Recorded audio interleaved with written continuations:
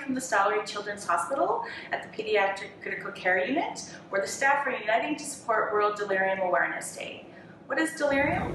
Delirium can manifest in patients in many different ways. What we're looking for is that hypoactiveness or the hyperactiveness or a mix of both.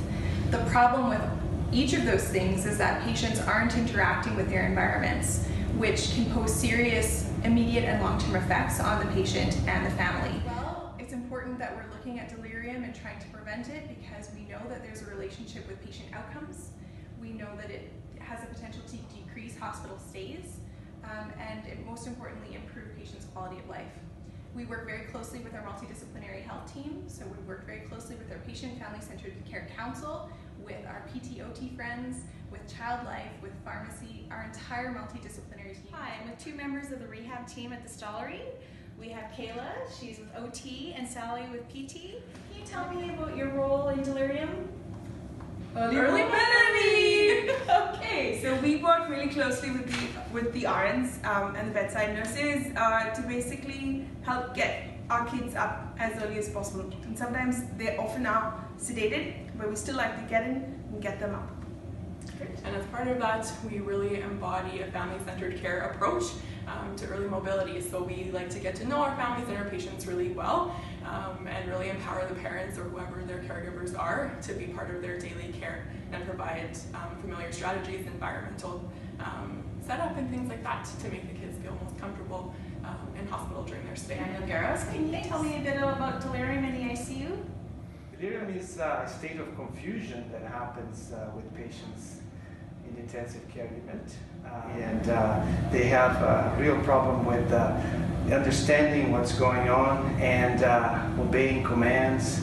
And it becomes an issue when doctors and nurses think that what they need to do is sedate the patient more, because this patient in fact is showing signs of agitation.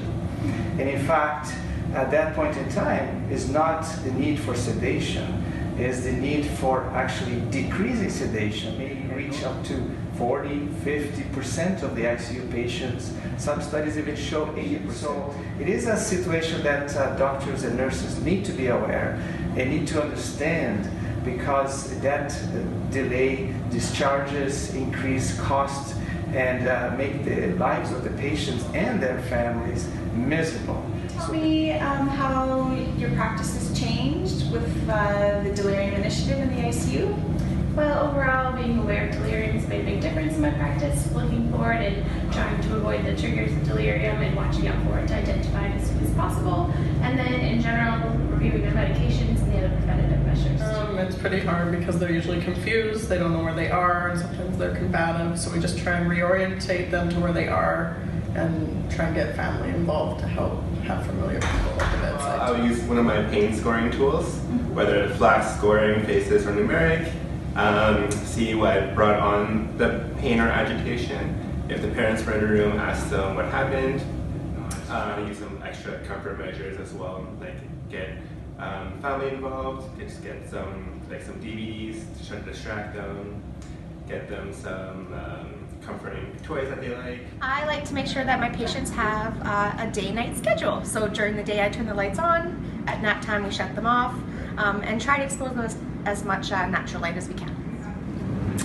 Well, first of all, I've kind of educated myself on what exactly delirium is. And I use the tools that we have, our scoring tools, to figure out whether or not my patient has delirium. And I tend to try to use non-drug methods to treat it, like distraction or music or darkening the room. Also, you want to keep regular sleep schedules and all that kind of stuff.